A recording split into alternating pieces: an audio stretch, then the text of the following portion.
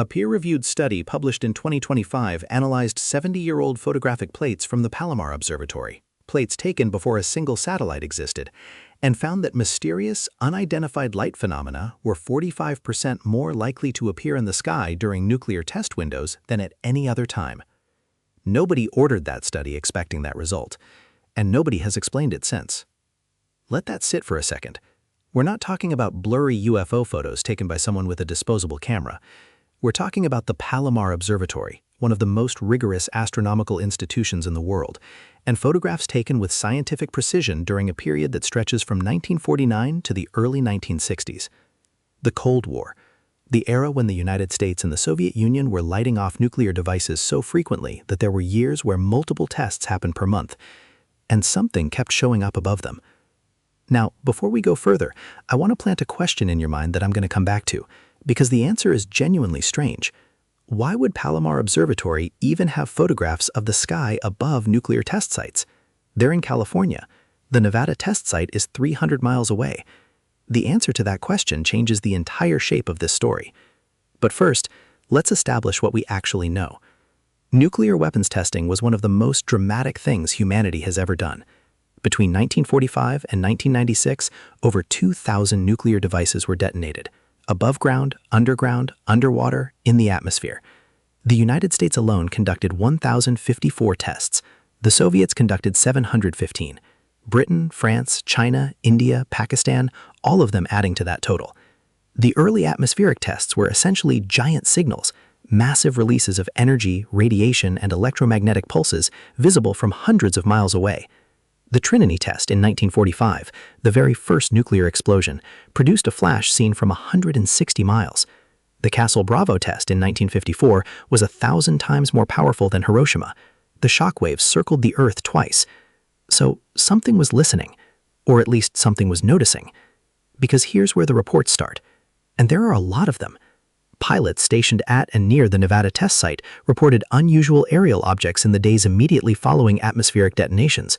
Objects that didn't match any known aircraft, moved without sound, and in some cases seemed to approach the mushroom cloud itself. These weren't fringe accounts. Several came through official military channels. The Air Force's Project Blue Book, their official UFO investigation program, logged 35 reports directly associated with nuclear test areas between 1952 and 1960. 35. In the classified files. And here's the pattern interrupt you probably weren't expecting. Project Blue Book formally categorized 12 of those 35 cases as unknown. That's not a small percentage. That's over a third. For context, Blue Book's overall unknown rate across all cases was about 6%. Nuclear test sites were producing unknowns at 5 times the background rate. Now here's where I promised to answer that question about Palomar. The 2025 study wasn't just looking at photographs above Nevada. The researchers were doing something more systematic. They were running an archival analysis of the entire Palomar Sky Survey, a project that photographed massive swaths of the Northern Hemisphere sky across decades. The researchers cross-referenced timestamps on anomalous light events, objects that appeared on plates that couldn't be identified as stars, satellites, or aircraft, against the declassified historical record of nuclear tests worldwide. The result was that 45% correlation. Not just over Nevada. The effect appeared globally, clustered around test windows from multiple nations in multiple hemispheres across both American and Soviet test programs. That's when this stops being a quirky historical footnote and starts being something harder to look away from. Now here's the twist layer, and I mean this genuinely shifts the frame. There is a hypothesis, taken seriously by a small but credible group of physicists, that nuclear detonations produce something unique in the electromagnetic spectrum.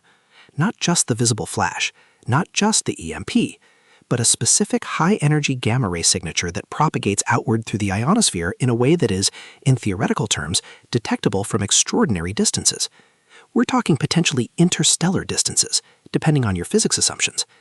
In other words, if you were looking for signs of intelligence in the universe, if you were searching for proof that a civilization had crossed a specific technological threshold, a nuclear detonation might be exactly what you'd be looking for.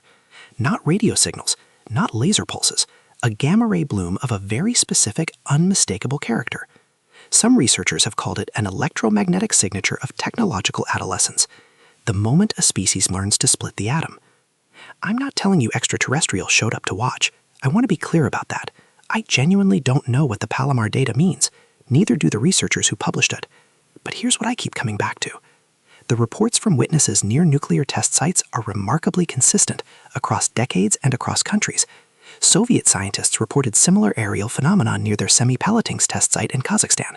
British observers at the Christmas Island tests in the Pacific filed internal reports describing luminous objects at altitude in the hours after detonations. French military personnel at Maruro Atoll in French Polynesia documented similar accounts in the 1970s. Different nations, different oceans, same pattern. And now we have photographic data, real, archival, observatory-grade data that appears to back them up. So what are the explanations? The first possibility is purely atmospheric. Nuclear detonations supercharge the ionosphere. They create massive thermal columns, generate artificial aurora-like effects, and can produce plasma phenomena that look genuinely alien to the naked eye. Some of the Palomar anomalies could be exactly that, unusual atmospheric optics created by the detonations themselves. The second possibility is something more prosaic, but also more unsettling. That the Cold War was so classified, so compartmentalized, that even scientists at Palomar were sometimes photographing experimental aircraft and advanced military hardware that nobody was allowed to talk about. The U-2 spy plane program was running during this exact period. The SR-71's predecessor was in development. We genuinely don't have full records of everything that was in the sky. The third possibility, and I'm leaving this one on the table without pushing it too hard, is that the correlation in the Palomar data is real, consistent, and not explained by any of the above, that something was responding, that 2,000 nuclear detonations over 50 years were not unobserved. The 2025 study doesn't take a position on what caused the correlation. It only confirms the correlation exists. The authors call for further analysis of photographic archives from other major observatories during the same period, Lick, McDonald, Yerkes, to see if the pattern holds. If it does, we're looking at one of the most significant data sets in the history of unexplained phenomena. Not anecdote, not blurry photographs, observatory-grade photographic evidence spanning decades with a statistically significant result, and no explanation. If you've been near a nuclear test site, or if you've ever come across historical documentation from this era that didn't quite add up, I genuinely want to hear it. Drop it in the comments. I read every single one. Subscribe if you want to keep going down this road together, because we are only getting started.